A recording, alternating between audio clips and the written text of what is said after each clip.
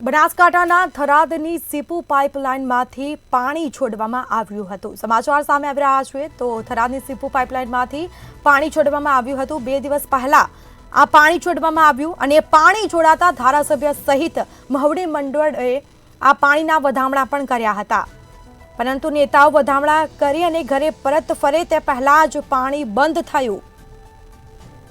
તો ડીસા પંથકના 25 ગામના ખેડૂતોને સિંચાઈના પાણીની જરૂર છે। ખેડૂતો મુશ્કેલીમાં મુકાયા છે। ખેડૂતો સાથે પાણીના નામનું માત્ર નાટક રચ્યું હોય તેવી ખેડૂતોમાં ચર્ચા જોવા મળી છે। એક તરફ ખેડૂતોએ શિયાળાના પાકનું વાવેતર કર્યું છે અને કેનાલમાં પાણી નથી, ખાલી પાણી છોડવાનું નાટક રચ્યું હોય તેવી ચર્ચાઓ જોવા મળી છે। તો પાણી જ્યારે છોડવામાં આવ્યું હતું ત્યારે ધારાસભ્ય સહિત મહુડી મંડળે પણ પાણીના વધામણા કર્યા હતા, પરંતુ નેતાઓ વધામણા કરીને ઘર પરત ફરે તે પહેલા જ પાણી છે તે બંધ થયું। તો ડીસા પંથકના 25 ગામોના ખેડૂતોને સિંચાઈના પાણીની જરૂર છે। ખેડૂતોને પાણીની જરૂર છે, પાણી મળ્યું નથી, જેના કારણે ખેડૂતો હાલ મુશ્કેલીમાં મુકાયા છે।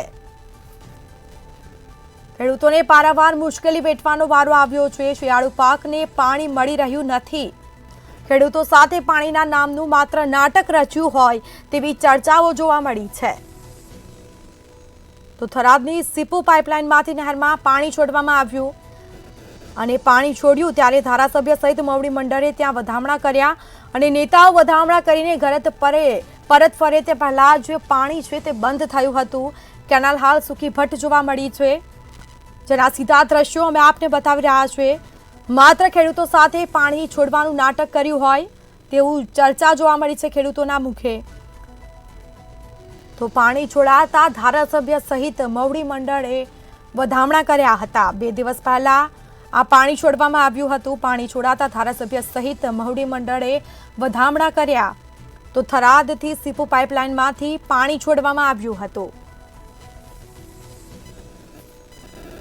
જેમાં નેતાઓ વધામણા કરે અને ઘરે પરત ફરે તે પહેલા જ પાણી છે તે બંધ થયું, જેના સીધા દ્રશ્યો સામે આવ્યા છે। ખેડૂતો મુશ્કેલીમાં મુકાયા છે।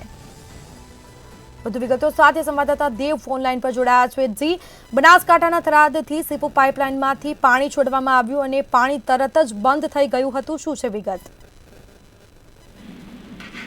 જી, વાત કરવામાં આવે તો ગત રવિવારે ભાજપના આગેવાનો સીપુ ડેમને આવીને જે થરાદથી સીપુ સુધીની કાર્યરત પાઇપલાઇન છે એના થકી સીપુ ડેમની મુખ્ય કેનાલમાં પાણી છોડવામાં આવ્યું હતું, પરંતુ નેતાઓ જે પાણીના વધામણા કરીને પોતાના ઘરે જાય એના પહેલા જ પાણી બંધ થવા પામ્યું હતું।